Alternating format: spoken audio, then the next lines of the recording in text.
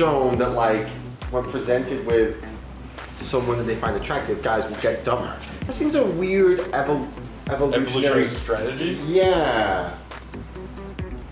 Maybe it gets rid of like some sort of neuroses. It gets rid of aggression, maybe, or like the ability to be harmful. I don't. Does it simplify the process? I'm assuming what the actual interaction you're talking about is like squirrel. Like in other words, like your attention goes, and then all of a sudden you've lost yourself, and probably was like this weird like momentary fantasy of like you marrying, growing old together, and then burying each other. Like that kind of like moment where you've lost your sensibility because you've like all of a sudden just based on seeing someone create this like fantasy in like a split second of it actually being anything, right? Maybe. Like if you see an attractive person, you assume or you think that somehow there's a connection. Right. When more often than not, there's no. You don't know. You're a stranger. You're a stranger. You're a stranger. I'm going to remember you. So you're probably going to remember me. Except you're ugly. And no one remembers.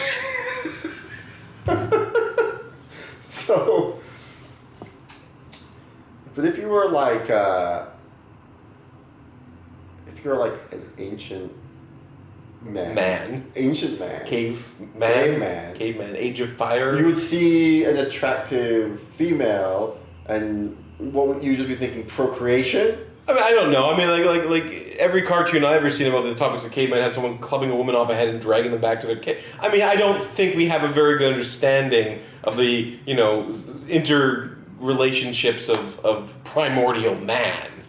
I mean, I would say we should probably assume that how we currently act, especially when it becomes like an irrational thing, is probably the human nature. Right. That's what I'm saying. When you go into like a reflex action. Kind of a reflex action. So it's almost like it's like you see someone attractive. I guess it's kind of like fight or flight. Like it's basically so maybe this makes sense. All of that stuff has to get shut down. Normally, so you can make it like you can just do a thing. Like old-timey man. Like old-timey man sounds like Victorian. Okay, fine. Like Stone Age man. Like arrange themselves in like groups or tribes of like smaller clusters, right? So how would you expand the blood? Because eventually what you're going to do is have like cousins, and you can't do that for very long before everyone has like 3 eyes and can't walk very well. So there's probably like a built-in instinct where it's like, oh, I'm not going to kill that. Because normally I would kill anything that is like in my territory or I come across. Like I have my region, these are my mammoths over here, these are my caves over there. Yeah. Anyone else I don't recognize in the immediate vicinity is an enemy. Unless they're pretty. So that's probably why that actually exists. Because in the moment where that interaction came, there had to be an immediate sudden thing where it's like, oh, I'm not going to kill you because there's a genetic value to us becoming, friendly. Maybe, yeah. I mean, that's how I would like logically apply that kind of reaction to it. Because again, like your immediate reaction is not to kill that person.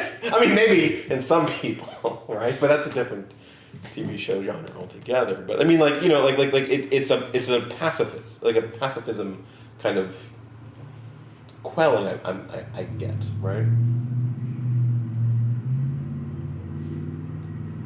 Did I just solve human evolution in 1 second? You bet I did. Yeah, it seems so weird. I mean, because you do hear people say like if they're around someone they like, they become like tongue-tied or like say something dumb. Do you think the frequency increases or just our like scrutiny on our behavior? The frequency of what exactly? Do you think people actually, if they're around someone they like, do say or act dumber, or do you think maybe just they're scrutinizing their behavior to an extent and they're being like, it could be both, but I mean, it feels like I have seen. It feels like you do say like dumb things. I've seen a mutual friend like try to make small talk with an attractive lady, and like 700. I mean, like just deep six the conversation within like like the best possible like opening, like, you know, and then just like ruining it intentionally almost. And that's exactly what you're talking about, right? What's the point? Like, what's the advantage of doing that? Well, the advantage of doing that is nothing. But So why would your brain make? Why would your? But I think it's not assuming that the interaction you're having is one where, you know, you're being engaged, or, you know, it's just like, okay, just don't be don't be aggressive. Like, in other words, like, I am like a caveman. If it moves or I don't recognize it, if it moves and I don't recognize it, then it's probably going to kill me.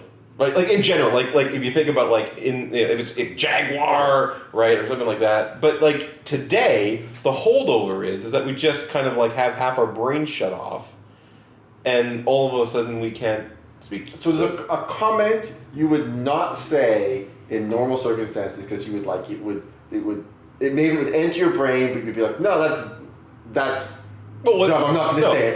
But then when the situation changes, you interject an attractive member of the opposite sex, or whatever. Wow. And all of a sudden, you do say that thing. But here, why would that? So why is that? All right. So let me. Okay. So I think I have a very good explanation for that. So let me take you through that. So what you're describing, though, is almost in every situation an attempt at making a joke, though, right? In other words, what you're describing is a situation where there is a need to speak. Well, a joke is I think a joke's a good example of like, I mean, it's a good example of like an intelligence timing. Yeah.